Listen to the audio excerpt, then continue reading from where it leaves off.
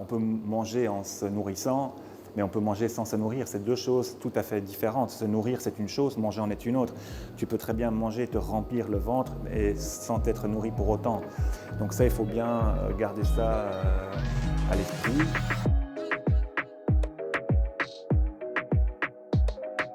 Donc aujourd'hui, on est à Gand et j'ai un chouette guest, notre Mister Plant a Pizza. Bonjour Pat. Comment vas-tu, Nico? Ouais, très très bien. La Très bien. forme? Ouais, merci d'être venu jusqu'ici. Écoute, c'était vraiment pour moi un plaisir de venir, surtout sachant qu'on va bien manger, donc c'est toujours quelque chose qu'on apprécie. Par contre, il y a une chose que pas tout le monde apprécie et je voulais avoir ton avis. Est-ce que l'on peut mettre de l'ananas sur une pizza? Bien sûr, on peut tout faire, tout est permis. C'est juste une question de balance, de feeling. Tu sais, franchement, puis c'est vrai que c'est un grand débat. Hein. Tu sais, on a des clients qui parfois sont étonnés. Alors c'est pour ça que d'ailleurs on a nommé cette pizza Amai Hawaii. Parce que tu sais, en néerlandais, les gens disent ah, Amai Hawaii. Hein. Tu vois. Donc, ouais, non, mais bien sûr qu'on peut. On peut mettre. Valider. En tout cas, moi, je suis team pineapple. Donc, je sais qu'en Italie, on va me dire, mais qu'est-ce qu'il fait? Il est fou, lui. Mais en tout cas, moi, j'aime bien. Ouais, je te rassure, on a des clients italiens qui viennent aussi ici et honnêtement, ils ne sont pas plus choqués que ça. Ouais. On voit vraiment, t'inquiète. Quand est-ce que cette histoire de Plant a Pizza a commencé? Quel était le facteur déclencheur où tu t'es dit, ah ouais, ça c'est un chouette projet que j'aimerais démarrer? Alors, en fait, moi, ça faisait déjà quelques années que j'étais en recherche pour m'investir dans l'ORECA, mais donc dans l'alimentation végétalienne. Et au cours de mes recherches, j'ai eu différentes opportunités. Et je suis, en fait, ce qu'il y a, c'est que mon ami de longue date, Victor, était aussi occupé dans l'ORECA depuis de nombreuses années. Et là, il venait de développer l'un et l'autre projet. Et il se fait que en 2019, il élabore justement des pizzas végétaliennes. Alors j'étais assez surpris et assez comment dire, curieux. Et donc lors de sa soirée de lancement de son nouveau projet, il m'y a cordialement invité. J'ai pu donc goûter ces pizzas en primeur. J'étais vraiment bluffé par le projet, la qualité du projet, la diversité des saveurs. Bon, moi, comme ça faisait déjà plusieurs années que j'étais sur ce lifestyle, donc d'une alimentation 100% végétalienne, je ne suis pas des gens à convaincre que on ne s'ennuie pas au niveau des saveurs et tout ça, mais pour des pizzas, là, j'étais un petit peu curieux, tu sais, justement au niveau des textures, des pâtes et compagnie. Et puis, de fil en aiguille, le projet sur lequel moi j'étais occupé simultanément ne s'est pas réalisé. Alors, j'ai proposé à Victor qu'on joigne nos forces justement pour développer le projet plus loin, puisque lui, les pizzas, il les proposait principalement sur des marchés et quelques festivals. Et donc là, je lui ai dit, bah, écoute, pourquoi est-ce qu'on n'ouvrirait pas un point de vente tout en continuant à développer les activités de catering et tout ça. Et voilà, c'est comme ça que donc le 1er août 2021, pour être précis, on a ouvert la pizzeria ici, la première à Gand. Donc voilà. C'était en plein Covid, si je ne dis pas de bêtises. Le challenge était effectivement assez osé, même si on percevait bien qu'on n'allait pas non plus rester dans cette ambiance pour l'éternité, enfin du moins on voulait l'espérer et y croire très fort et on a eu raison. Donc les premiers mois on était ouverts ici en vente à emporter uniquement. Et lorsque le soleil a pointé le bout de son nez, donc en mars 2022, donc il y a précisément un an de cela, on a ouvert la salle pour nos clients qui voulaient également consommer sur place. Nice. Après, tu vois, moi, je suis pas du tout vegan. J'aime manger mon poulet, etc., etc. Et tu vois, j'ai toujours cette sensation, cette perception plutôt de me dire, ah ouais, si je mange vegan, je vais pas me sentir rassasié. Je vais te rassurer avec plusieurs points. Déjà, tu goûteras une de nos pizzas et tu me diras après, et peut-être tu pourras l'écrire en commentaire si finalement tu as été rassasié ou pas. Mais il y a pour moi beaucoup de fausses conceptions justement par rapport à ce type d'alimentation. C'est-à-dire que d'abord, est-ce qu'on peut se nourrir, on peut manger en se nourrissant, mais on peut manger sans se nourrir. C'est deux choses tout à fait différentes. Se nourrir, c'est une chose, manger en est une autre. Tu peux très bien manger, te remplir le ventre, et sans être nourri pour autant. Donc ça, il faut bien garder ça à l'esprit. Ici, on a une grosse majorité de notre clientèle, bon, comme ça, je dirais à vue d'œil, on a certainement 60% de notre clientèle qui n'est ni végétarienne ni végane. C'est-à-dire, ce sont des gens qui, de par les enjeux actuels, c'est-à-dire on parle des enjeux climatiques, hein, donc tout ce qui a trait à la pollution, les élevages intensifs, la pollution des sols et compagnie. Donc il y a beaucoup de gens qui prennent conscience de ça, et sur l'aspect de la santé aussi, qui veulent naturellement réduire leur impact et aussi en tirer les bénéfices pour leur propre santé, puisqu'il y a maintenant un nombre d'études incroyables qui sortent justement au sujet des problèmes de santé liés à une surconsommation de produits d'origine animale, des produits carnés, des produits laitiers. Et puis je voulais juste encore dire une chose qui est très importante, c'est que justement par rapport à la conception qu'on en a, tu sais, on dit front is the education, front is the entertainment et back is the education.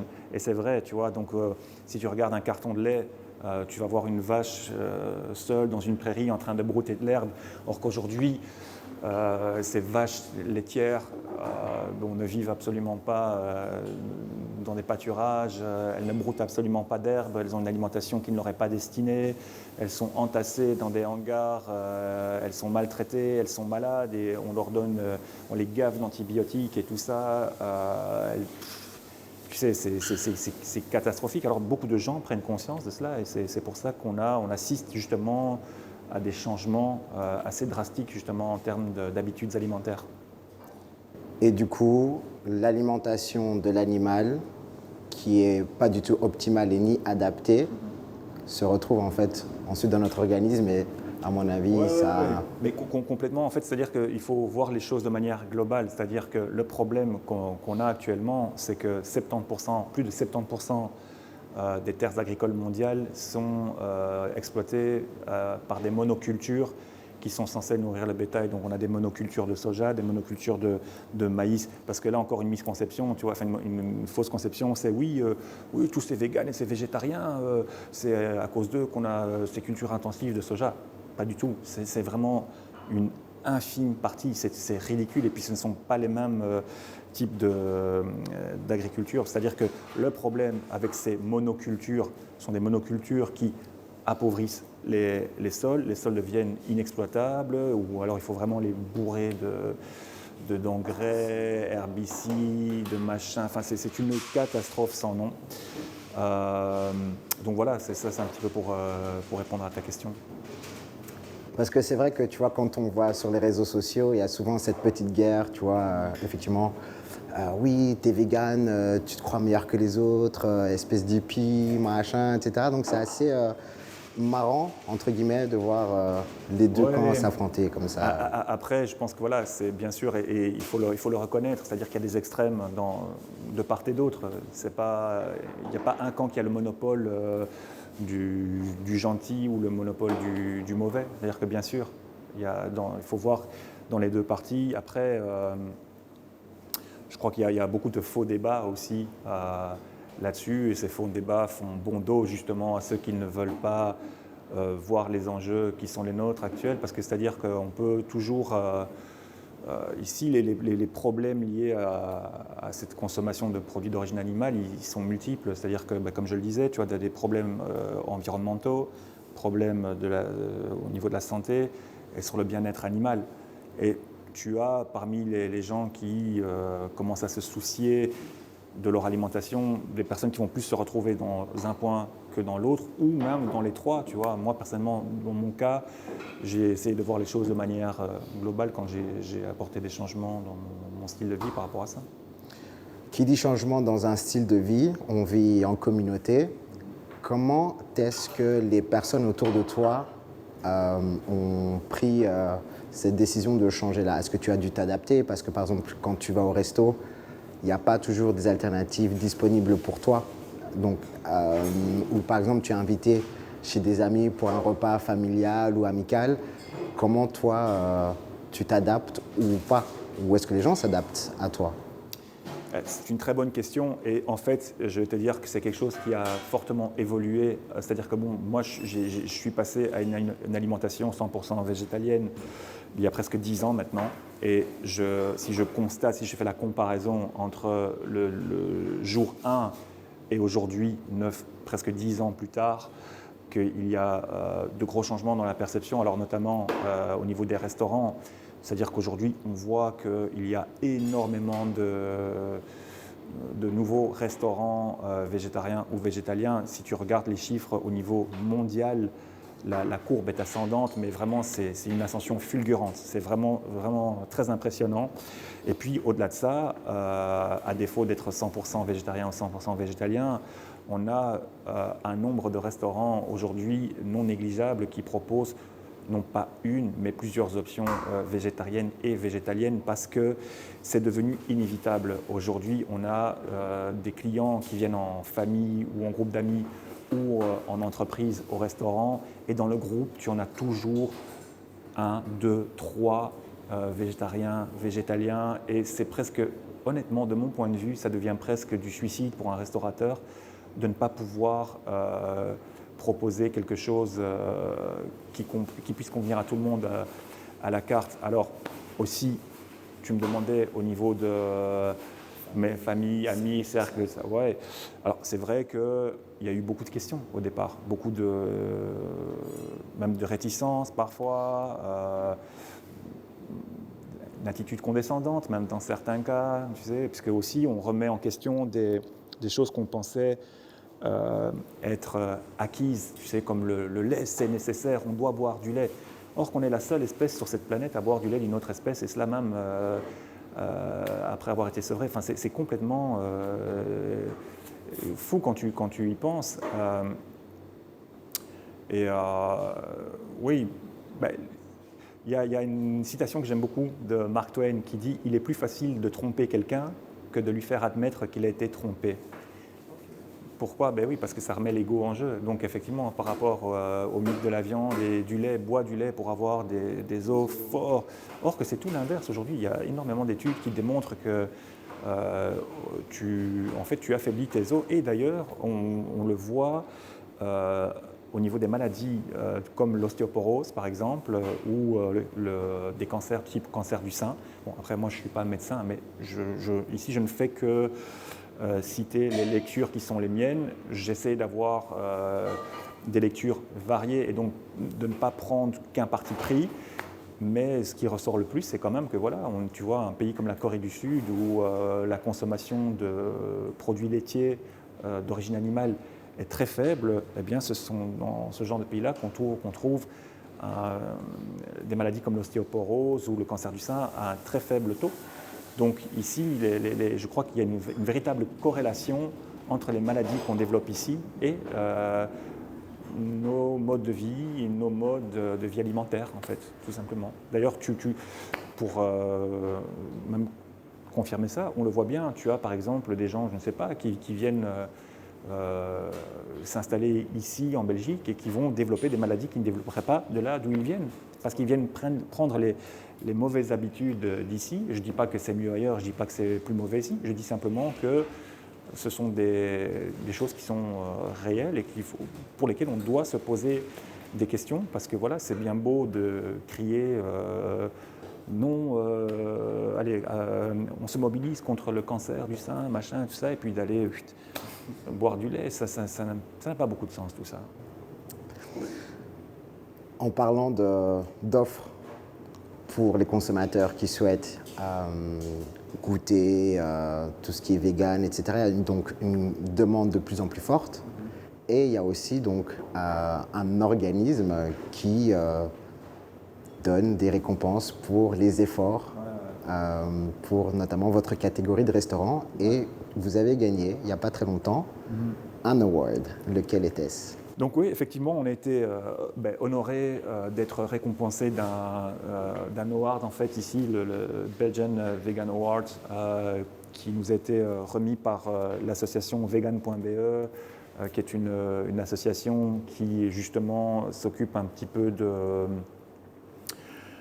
faire la synthèse de tout ce qui est possible en termes d'offres ici en Belgique, puis d'informer aussi les gens, puisque c'est bien beau de dire il y a ça, ça, ça, mais pourquoi en fait. Et donc chaque année, ils attribuent une récompense à des personnes impliquées dans le secteur de l'alimentation, des restaurants, des magasins d'alimentation, et en fait le public a le droit de voter. Et donc ici, on a été ravis d'avoir été plébiscité par le public. Donc ouais, bien sûr, on est très contents. Et il y a aussi un grand nom aussi, un très très grand nom qui vous a cité récemment dans le milieu culinaire. Qui était-ce? C'était le Gaumillot, effectivement. Donc on a eu aussi cette reconnaissance. Bon, c'est plus un clin d'œil à ce stade-ci, mais on est quand même très contents. Donc effectivement, le Gaumillot nous ont repris dans leur guide, et donc avec Newcomer et Chill. Et ça, c'est vraiment chouette, quoi, d'avoir ce genre de reconnaissance. Et puis, ça permet aussi à un public, parce que bon, là, le vegan.be, a priori, c'est vrai, on va dire oui, c'est plus une niche intra-vegan. Tandis que le Gaumillot, naturellement, là, on est sur quelque chose de beaucoup plus large, qui a une offre très, très variée. Et donc là, on se retrouve dedans. Et voilà. Donc on espère, et en tout cas, nous, on s'attelle à persévérer pour continuer à grandir. Ouais, tout à fait. Alors, moi, j'ai encore une question au niveau gustatif. Tu vois, tu me dis qu'on n'utilise pas de lait de vache dans vos recettes, mais on remplace ça avec quoi, du coup? Ouais, alors chez nous, en fait, on a plusieurs offres à ce niveau-là. Alors, on a notre propre recette qui est une mozzarella à base de noix de cajou. Et donc, c'est une recette qui a été élaborée par un chef brugeois. C'est très simple, en fait, finalement. C'est-à-dire qu'il y a aussi un processus de fermentation, comme tu dirais pour un fromage qu'on connaît. Et puis on a des fromages à base de pois chiches, par exemple. Et là, on bluffe vraiment nos clients, et notamment, c'est aussi un peu une fierté, puisque la pizza, c'est comment dire, un symbole de l'Italie aussi, entre autres, au niveau culinaire. Et on a parfois des clients italiens comme ça qui viennent chez nous. Et j'en ai eu il y a quelques jours comme ça ils ne savaient pas en fait qu'ils arrivaient ici dans un resto vegan. Et donc ils sont attablés et puis ils me demandent tiens mais c'est quoi cette mozzarella et tout ça. Et puis avant de commander ils me disent ouais mais on est italien donc on va être très critique avec vous. J'ai dit ok pas de problème. Et donc effectivement on leur amène leur pizza et tout ça et puis ils ont dévoré leur pizza. Et c'était vraiment bluffé, très enthousiaste. Alors on a continué sur notre lancée, on leur a fait goûter justement un fromage sec qui est élaboré à base de pois chiches. Et là aussi, c'est un truc genre comme un pecorino. Ouais. Et bon, chez nous, c'est gondino. Même chose, hein, ultra bluffé, quoi. Super. En tout cas, moi, de ce que j'ai entendu là, ça donne envie de tester, ça donne envie de goûter.